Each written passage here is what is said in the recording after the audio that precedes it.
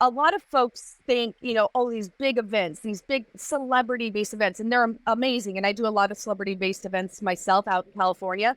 But I like our homegrown grassroots nonprofits here in Kansas City. I like the ones that are out there doing the work, making the change, truly impacting people's lives. Hi there. Welcome to the Connecting KC podcast. I'm Rachel Kilmer, also known as Rach the Realtor on the internet, where I love, connecting all things KC. I'm a metro area real estate agent, retired sports reporter, and mom, and probably too old to call myself a TikToker, but honestly, that's how we got here. You can learn more at www.rachtherealtorkc.com. But this show is all about introducing you to all of the movers and shakers, interesting people, heartfelt stories, and funny quirks that make this vibrant community home. So let's get right to it with today's episode of Connecting KC. Welcome into Connecting Kansas City. I am so excited to be joined by a firecracker of a woman today in Trisha Brauer. She is the owner and head auctioneer of Taking Bids Fundraising. She holds a master's degree in business administration with an emphasis in marketing and sales, and she's a graduate of the Worldwide College of Auctioneering and a member of the National Auctioneers Association, as well as the state associations for Iowa, Kansas, Colorado, and Missouri. Currently, Trisha's on the board of directors for the state of Kansas and for the National Auctioneers Association, and she's an active member of each association and speaks at conferences across the United States. And she's here today on Connecting Kansas City. Thank you for being here today. Rachel, thank you so much for having me. It is absolutely phenomenal to be here this afternoon on your really cool podcast. Thank you. So I have a million questions for you. We first came across each other at a fundraising gala, and you walked in your sparkly boots, and I was like, I need to know everything about this woman. So tell me, how did you end up in the world of auctioneering? So it was really by accident. It was by happenstance. My stepdad is in the business, and he for years kept saying, you want to be an auctioneer. I'm like, that is literally the dumbest thing anybody's ever said to me in my entire life. Why would I want to be an auctioneer? And he just kind of really kept after me for several years, and fast forward, and here we are. So that's how I got introduced to the industry. And I was very hesitant. I grew up, you're going to go to college, you're going to get a job in corporate America. And I went and did all those things, and I hated it. I finally decided I wanted to try something new. And so that's how I found my way into the world of auctioning. Do you remember your first auction you did? Were you nervous? And how do you learn the cadence and all that? Or is that something you can practice, or do you just have to learn on the fly as you're doing it? No, it's actually technically both. And so there is a thing called auction school. Worldwide of College of Auctioneering is where I went. That's where you learn to do the fast talking thing. So you start with doing tongue twisters and number drills. And I remember they sent me a packet before I went, and it had these counting exercises on there. And I'm like, I graduated kindergarten. I know how to count. I don't understand why I have to practice counting, but it's just because it's like dribbling a basketball. You need muscle memory. You need that muscle memory. So you learn tongue twisters. You start with number drills, and then it's kind of like the lyrics to a song. You just start putting it together. And then with a lot of practice, you get better and better at it.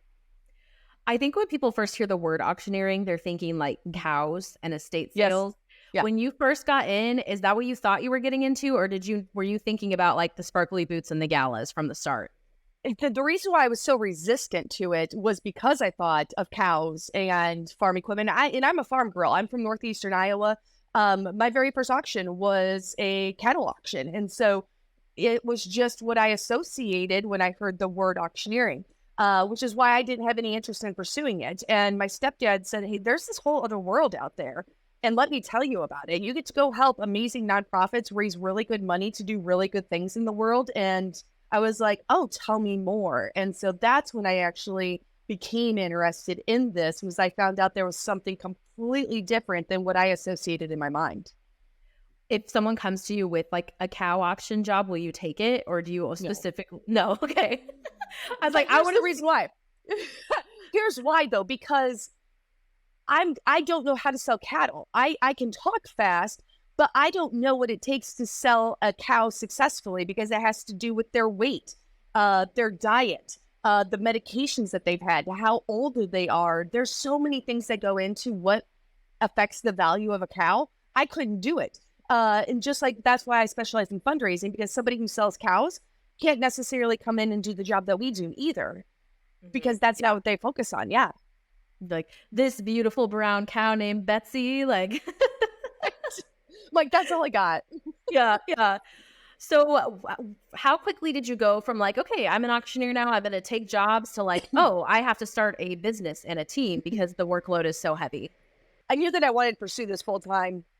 And I knew I wanted out of corporate America. That's what I really wanted. I really wanted to go work for myself.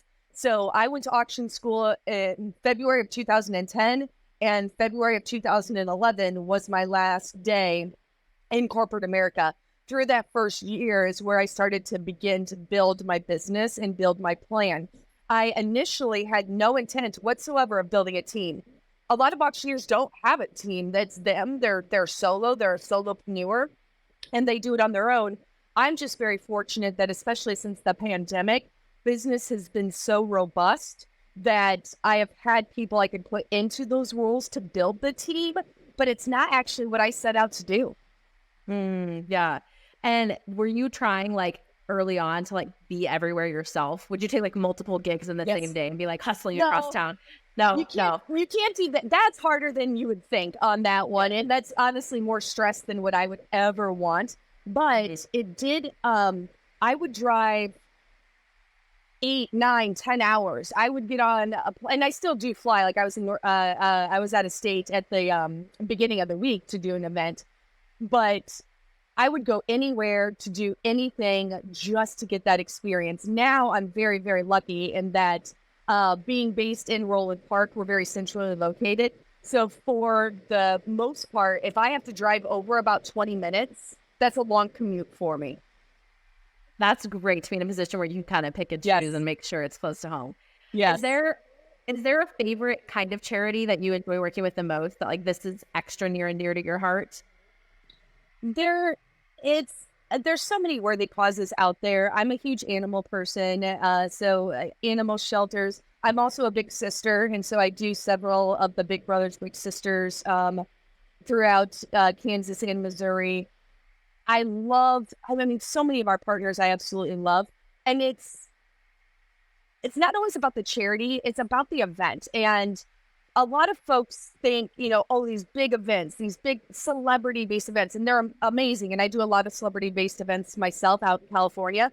But I like our homegrown grassroots nonprofits here in Kansas City. I like the ones that are out there doing the work, making the change, truly impacting people's lives, that when people come to one of those events, they know that their money is staying locally. They know that their community is helping. And those are the ones that really get me fired up. Yeah, totally. I feel like not-for-profits are notoriously a little bit chaotic because they a lot of times can't afford to hire the staff they need. Yes. What's it like working with nonprofits, and that a lot of them maybe don't even have a full-time staff member, and trying to coordinate and throw big events? What's that role like for you? It's that's a great question, and I'm stumbling with my answer on this one, because even if it's full-time staff or if it's a committee of all volunteers, they're all invested.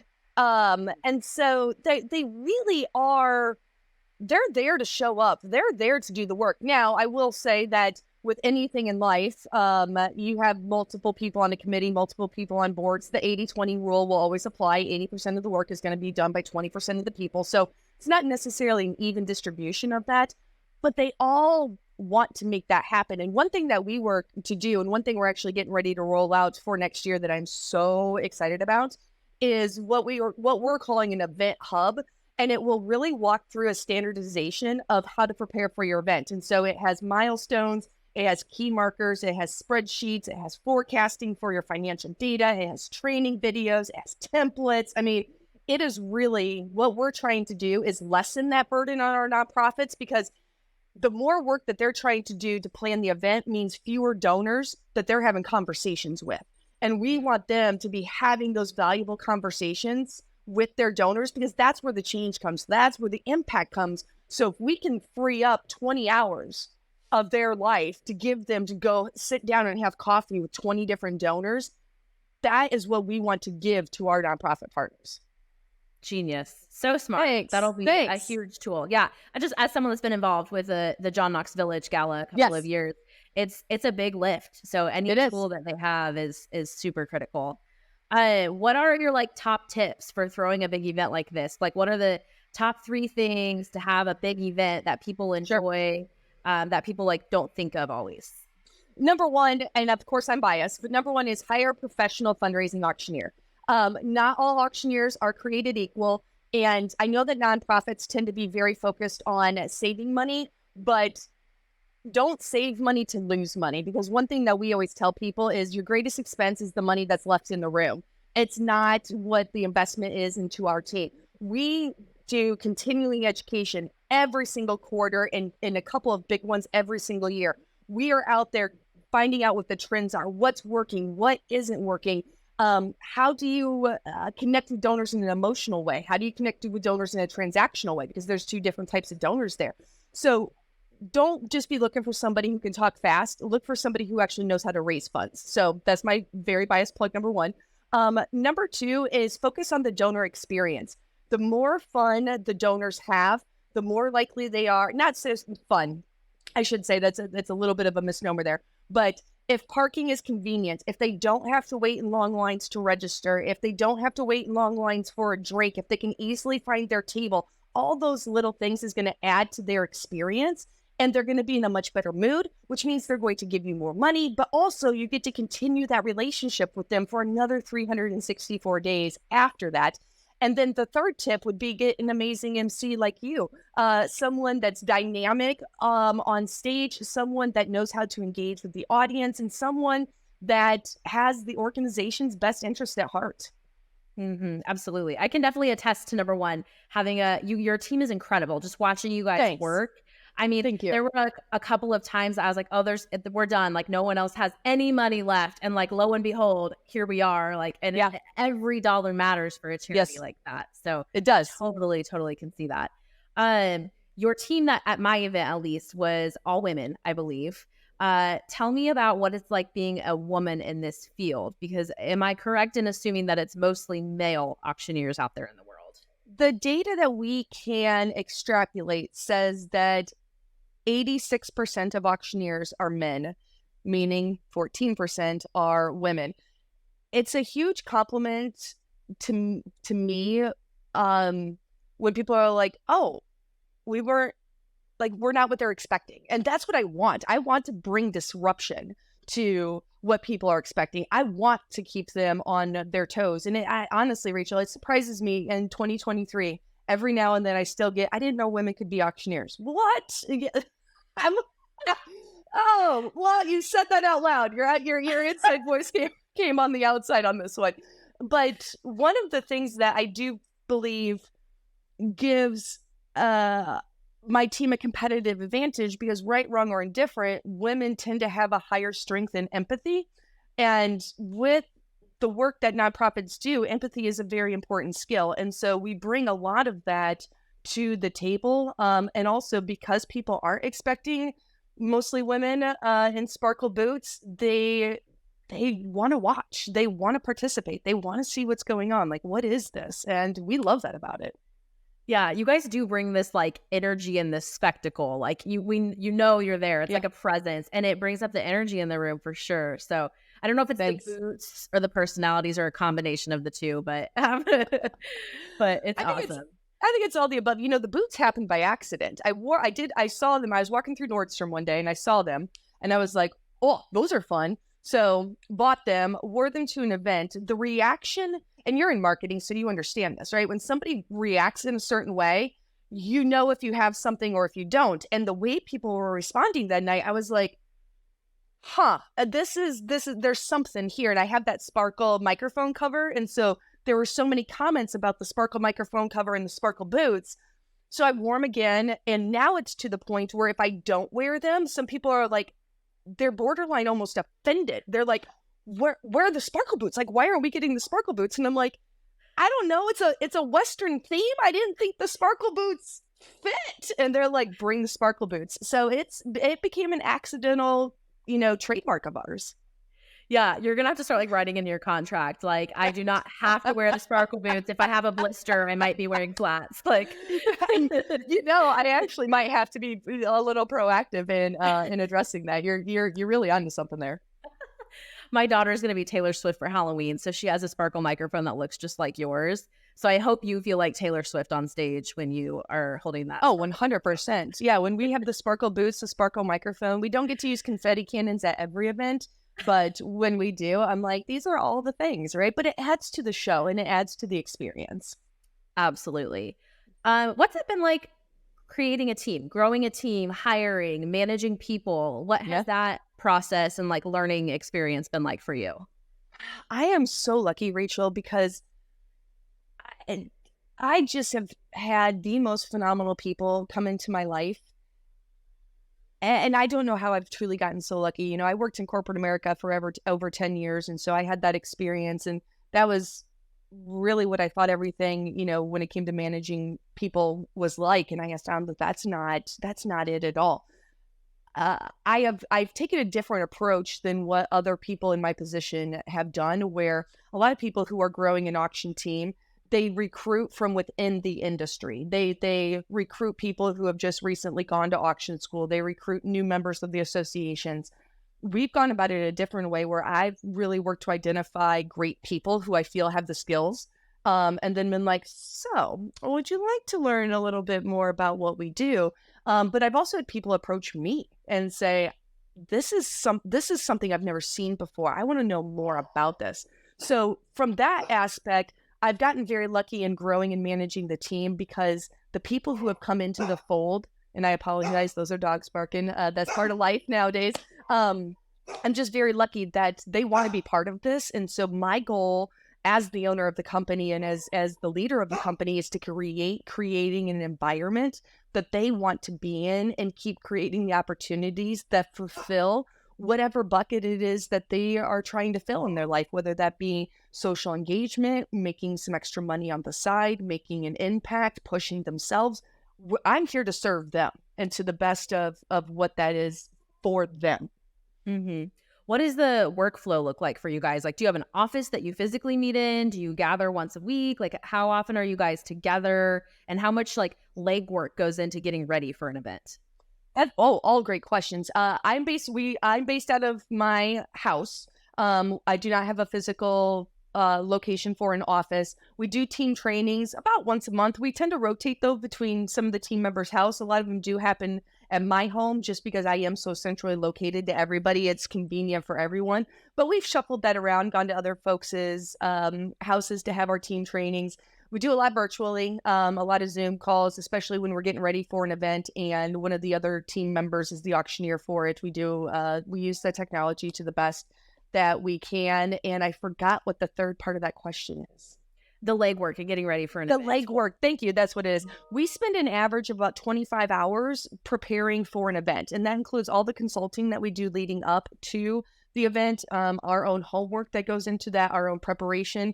And that's just before we even show up. So again, this goes back to my point of finding the person who's going to help you raise you the most money. I've seen so many, they just walk in that night, 15 minutes before the live auction. They're like, okay, where's the piece of paper with what I'm selling? They have no idea what they're selling. They have no idea what the mission is. They have no idea what the funding is going towards.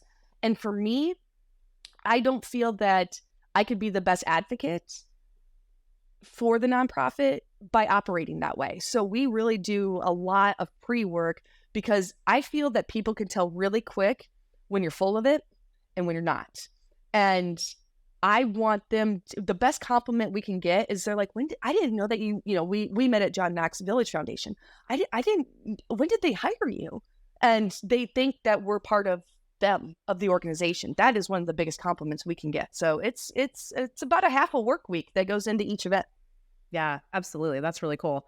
Do you see changes happening in the fundraising world with the kind of the shift in the economy? Yes. And how do you adjust to that, and how do organizations adjust to that? Yeah.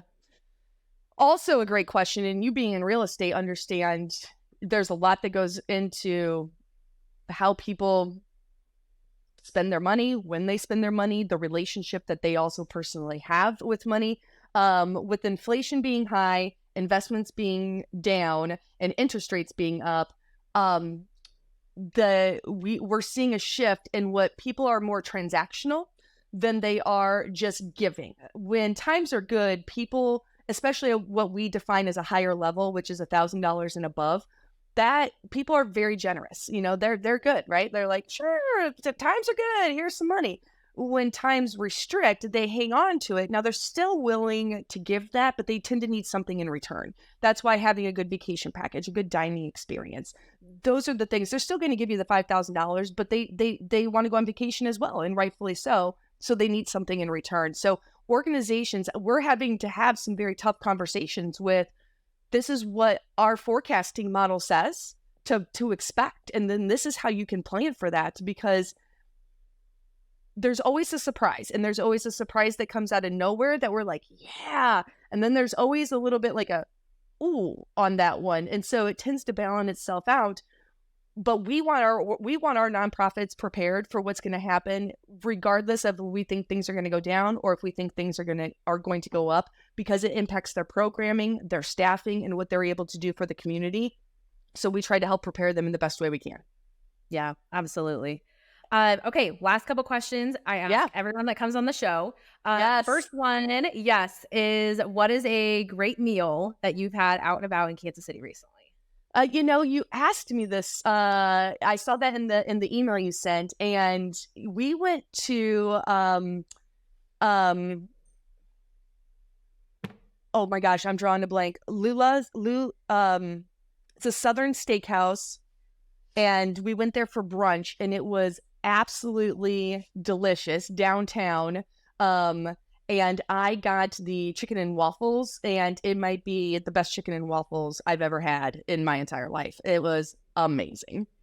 That is so funny, because the last person I recorded with said the exact same place, and I haven't been there yet. So now I know I absolutely must go. You got to go. Yeah, absolutely. Okay, and the last question, where can people find you? Social media, website, and if they want to hire you for their event, how do they go about doing that? Absolutely. So you can go to the old Google and put in Taking Bids Fundraising. That will take you to our website. We are on Instagram, and just follow us on Instagram if you do any sort of fundraising. We use our Instagram to give tips and tricks, best practices, trends, just fun pieces of information. We want to help all nonprofits, regardless of if you're a direct partner or not. Go check it out. Go find that. And then LinkedIn, you can search for Trisha Brauer and connect with me directly. I love it. Love it so much. All right. Well, thank you for all of the work you do for all these amazing charities around town, and for taking the time to be here today. I really appreciate it. Well, thank you for everything you do, Rachel. I'm so glad that our paths crossed. And I just look forward to all that you have to offer Kansas City. So thank you. Oh, thanks, guys. Thanks.